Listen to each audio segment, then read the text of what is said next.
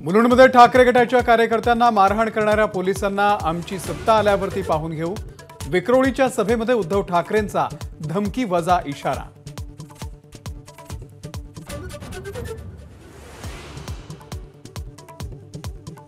संघाला संपवायला देखील भाजप मागे पुढे पाहणार नाही। उद्धव ठाकरेंचा घणाघात। नकली शिवसेनेच्या टीकेला उत्तर देताना हल्लाबोल।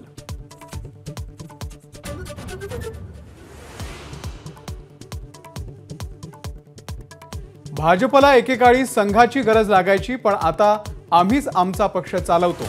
भाजपचे अध्यक्ष नड्डा यांचं मोठं वक्तव्य।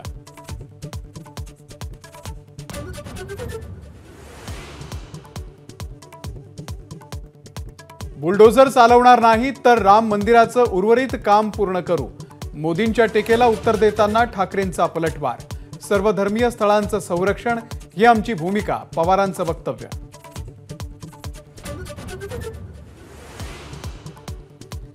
सत्ता आल्यास देशामध्ये सरसकट एकच जीएसटी।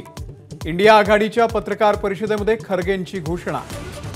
प्रचारामध्ये मोदी जनतेला भडकवत असल्याचाही केला आरोप।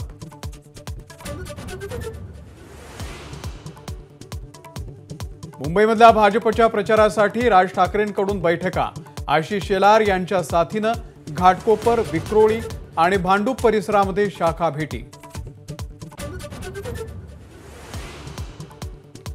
भाजपसह सर्व हिंदुत्ववादी संघटनांचा आम्हाला पाठिंबा।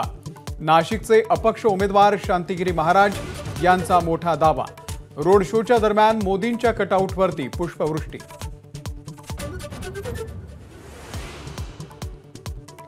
महामुंबईसह नाशिक, धुळ्यातल्या प्रचारासाठी आज अखेरचा दिवस। सर्वच पक्षांच्या सभा आणि रॅलींचा धुरळा।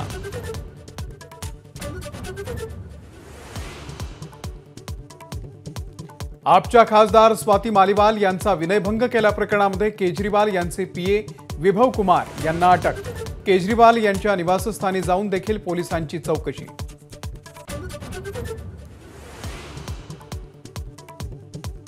नागपूरसह विदर्भाला 2 दिवस पावसाचा येलो अलर्ट। हवामान खात्यानं वर्तवली वादळी पावसाची शक्यता।